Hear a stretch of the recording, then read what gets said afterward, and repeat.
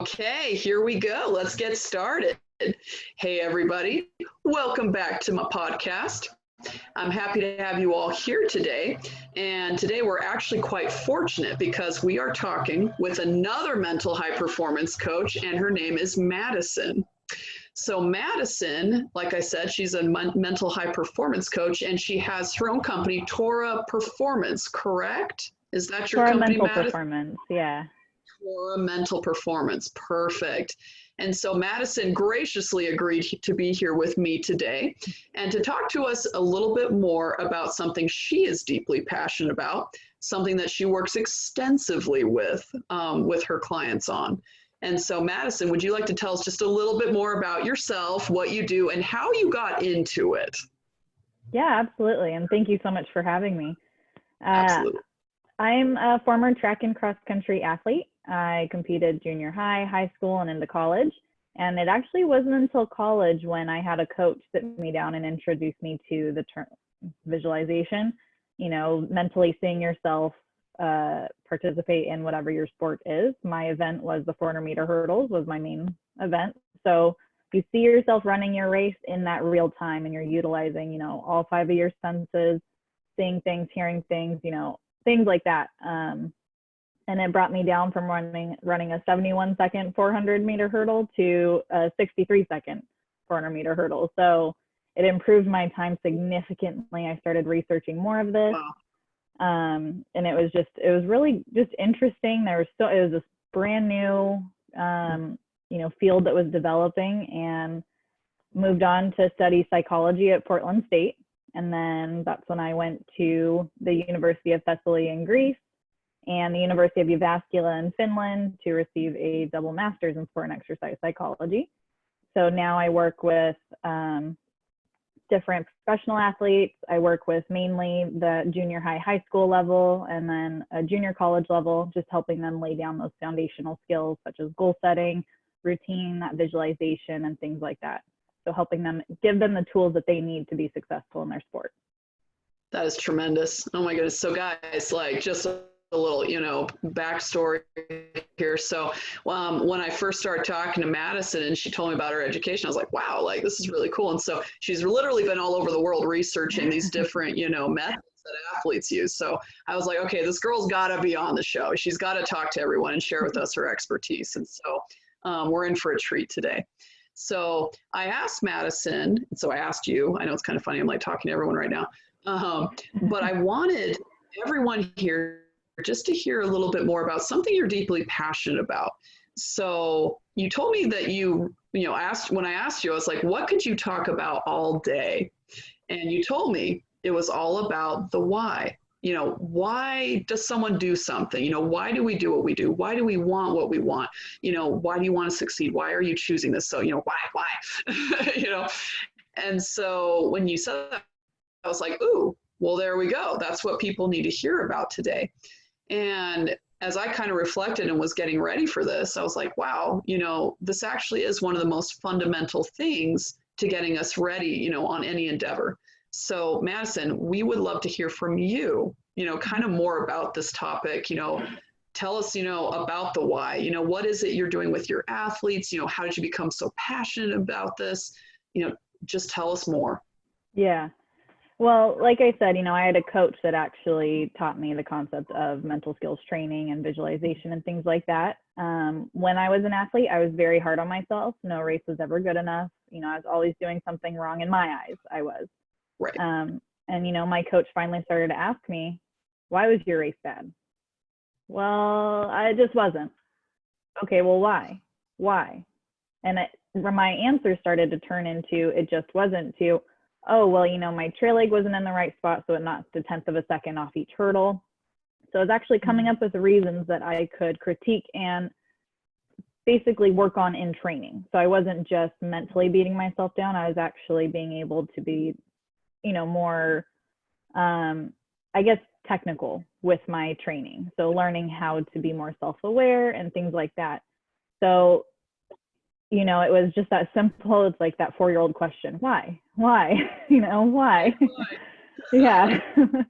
So, transitioning that into the athletes that I work with today is understanding why they do something, why are you playing your sport? Why are these your goals? Why, understanding that motivation, that why they want to get to somewhere, and then developing that how do you want to get there, and having them come up with those steps. So, just being a part of their goals and their overall success, and basically giving them those tools that they need to be motivated and to reach their goals and to get to where they want to be as an athlete. So definitely just that why is like that backbone to everything that we do. No, it really is. And, it's funny. So I always like to talk to people, and kind of use the example from that, from Alice in Wonderland, the Cheshire Cat, where he's asking Alice, well, where do you want to go? Right. Yeah, exactly. Where do you want to go? I was like, well, I don't know. And, and then he says, well, if you don't know where you want to go, then it doesn't matter where you go, Yeah. And so I think, when you talked about the why a little bit, that's kind of what comes to my mind, is that's ultimately the direction that gives us our direction. It's like, why do you want that? Right. Definitely. Yeah. And, a lot of that age group that I work with, a lot of the times it's, why do you want to do this? Oh, my mom made me. And, that's how I started to actually get into sport. My mom woke me up one morning and said, oh, you're doing cross country this summer at 7:00 in the morning, summer vacation. I am Great, so happy. Yeah. Wasn't a fan of it at first, but it definitely became, this amazing thing for me. But, just making sure that those athletes end up doing it, at least for themselves, and they're enjoying their sport. Because at that age level, they're doing something that they don't like, and their why is because somebody told them to do it, or whether it's their coach or their parent or whoever it is, they don't find that intrinsic motivation and that rewarding feeling of, achieving their goals and things like that if it's not something they want. So just helping determine their why. And as far as that is just, I think, the most important thing that somebody can learn to do. Well, and I think it's neat, the age group you're working with actually is quite fun, I think, because it is kind of a unique time in their life. They're very moldable, and, just kind of starting, I think, to discover, this world of like, kind of, I guess maybe if you called it like, their own talent and stuff, they're figuring out what they can do, they're starting to become a lot more cognizant of, Right. goals and, how to get things. So I think that's a fun age group. And so I guess with your experience in helping to direct people, how do you bring that why out? I know you gave an example of just simply asking why, but like, what ways have you helped your athletes, the people you work with, to really discover their why? Yeah. Well, one example, during my lecture last night, we worked on goal setting. So I helped them establish, all their process goals and their outcome goal, just, for the season. And I had them do it, and I said, okay, now what? And it was like crickets. Well, I need to tell somebody about it, or I need to do this. I'm like, okay, why do you need to do that? Having them come up with those answers as far as, to make sure that I'm, accountable for it. Great. What else can you do with it? I can put it on my binder. Right. Okay, why? Well, I look at it every day. Oh, okay. Like, then it was like, one thing after another. And it's, why is this your process goal? Well, because it's in line with my outcome goal. So, helping them connect all the dots in that sense. And then it's, why is this your goal? Well, because I want to play for Stanford, and this is what will help me get there. This is what I want. So you kind of help them connect the dots in all aspects of it, and then, tie it all into their overall outcome goal is how I like to do it. Yeah, kind of sounds like, I guess, coming into alignment, really, and so you have that end marker. And so it's like, okay, are the actions leading up to that? Are they taking you towards that end point? So right. It's absolutely aligning with that. And so I love that. I think that is fantastic. So well, it is. I think it's great. And so, and I was actually, super excited when you said yesterday that you were going to be lecturing. I was like, oh, excellent. This will be fresh on her mind. So we can pick her brain today. I was like, cool, it's fresh. So when it comes to goal setting then, which I think really does come in a line, it really relates to the why, it's your goal, why is this your goal and all that. And so it all comes hand in hand. I guess, how do you see goal setting? What do you like to tell people about goals? Like if someone's sitting down to write goals, like, for anyone listening to this right now, I know that you've got a goal. I know that we've all got things that we want to achieve in life. And so I guess what would be kind of like your advice for them? What would be your instructions? Like, how would you have someone think about a goal? I'm a very, back to basics kind of a person. I think going back to the root and the start of everything is just a really nice foundation to lay it off right off the bat. So, a lot of people have heard of SMART goals, the acronym for specific, measurable, attainable, relevant, and then time bound. My mentor actually taught me to switch it up a little bit. So instead of SMART, I use STRAM. So, using specific. So it's that how, what, where, who's involved in it, what exactly is it? If somebody can ask you how, it'll be all part of that specific. Is it team-based? Is it individual-based? Does your mom need to help you out? Whatever it is. And then determining right off the bat that it's time-bound. What's your time frame? Is it a year from now? Is it 6 months from now? And then it kind of makes going into attainable. Is this something that is attainable? Is it relevant? Is it in line with your overall outcome goal? And then how are you going to measure it? One example I gave last night is if you want to, a lot of the times the kids are saying, I want to go pro. Okay, well, how do you measure going pro other than making a team? So it's looking at linebackers. They run, I think it was linebackers, run 4.2 second 40-yard dash. So maybe that can be your way to measure it, is learning how to, what their requirements are. Maybe you need to make the soccer goal, 10 times in a row from a certain distance. So finding a way to measure it that way. If going pro is your goal, then that can be something you can measure that with. So I like that. Yeah, no, I think that's a really good way to look at it too. And then I've also heard, from people like Brendan Burchard, who he really, has helped pioneer as well the high performance field. From him, he's like, call it a big dumb goal. Have your big dumb goal, that giant thing that you want. And then you also use, STRAM or SMART, or whatever you want, I guess whichever way you apply that, to actually executing it. So it's kind of like almost a two-parter maybe in a sense where, you have that big dumb goal where it's like, ooh, I want to get, the 4-minute mile or something, or, I want to be the world's greatest athlete, I want to go to the Olympics, or something like that, the big dreams that we often think of. And then it's like, great, awesome, shoot for the moon. Okay, now how are we going to get there? Right. Exactly. And that's what they taught us in school. Excuse me. That's what they taught us in school was, what is your ultimate dream goal? It's those goals that people will be like, you're crazy. Okay, now what's your long-term goal? So now what's that one that's a little more realistic, maybe a little closer in time? And then, determining all your process goals that lead up to that long-term goal. So stepping stones. So, but absolutely. Yeah. I love that. And then I guess in relation then, Madison, so I mean, you've seen this probably, you've been working a ton with your athletes, and really helping people who are traditionally considered, the high performance people, out there, I think, athletics is such a great way to look at that and this field. So when it comes to actually reaching those goals, then I guess, what are some ways then that can help us really develop that mindset to achieving that goal, that kind of help us have that stick to? Coming from someone that struggled with that a little bit, I'm not going to lie, when I first started out, it was one of those things that I, write down my to-do list, and then being able to achieve it was my goal. So I definitely think, develop those SMART goals.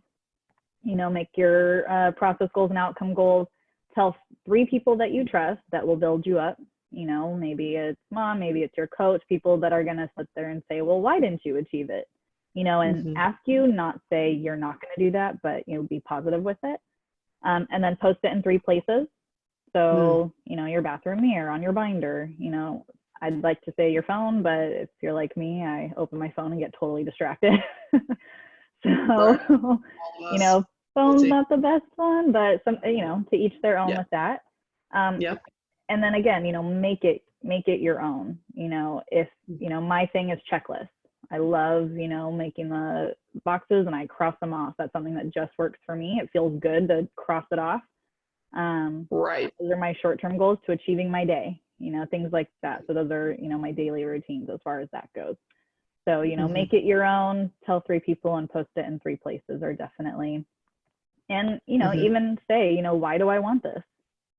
And write it at the bottom of all that. That way, when you are looking at your goals, you can be like, that's why I need to do this. Right. Right. Well, yeah. And I agree with that so much, because I think that the more we can connect, with why we're doing something, and really integrate that, because, it's probably not the first thing, your alarm goes off at, say, 4:30 in the morning, which happened to me this morning. And I was like, oh, like, I don't want to get up. That's the last thing I want to do. And then I remember, oh, this is why I'm doing this. This is what I want to get up for. And makes it a little easier. It's maybe not always the most appetizing thing at, that time of day, but, I think the more we connect to our why, and really, just integrate that into who we are, then the easier it does get. Oh, definitely. Absolutely. I've had athletes that posted on their goals on their ceiling. So it's the first thing they see when they wake up with their why. My dad actually, yeah, me too. I'm like, that is actually not a bad idea. Yeah, smart. My dad actually he'll set 2 alarms. He sets one for example, at 7 o'clock, and then the next one is at 7:05. And if he's not awake by his second alarm, he didn't win the day. It's kind of his like self-expression. So he tries to get up before that second alarm goes off. Sometimes you want to lay in bed for another minute, but that's a moment. Ease into the day. Exactly. Yeah. So, that's what it's, make it your own, make it something that, if making it all pretty and laminated is what works for you and things like that. That's what my cousin does. She laminates her daily routine and then she does expo markers to cross it off. That way the next day she can just erase it and it's already ready to go. That's cool. I know. She's creative. I was gonna say, she's really creative. Yeah. I'm like, I definitely wouldn't have done that. I wouldn't have thought to. So that's cool. Yeah. Yeah. So, there's so many ways that you can make it, I don't know if appealing is the right word, but finding that, I want to do this. I want to look at this and I want to check that off, or, and this is why I'm doing this. So definitely. Yeah. Absolutely. I love that. So I think what I'm hearing there is then, accountability. So really, so once we've dug into the why, and figured out what is it that you want, which again, that is your ultimate direction right there. Right. And then from there, it's making it accountable. I think having that accountability really is going to help us, because then it's like, oh, well, I do need to answer for this, like I'm responsible now.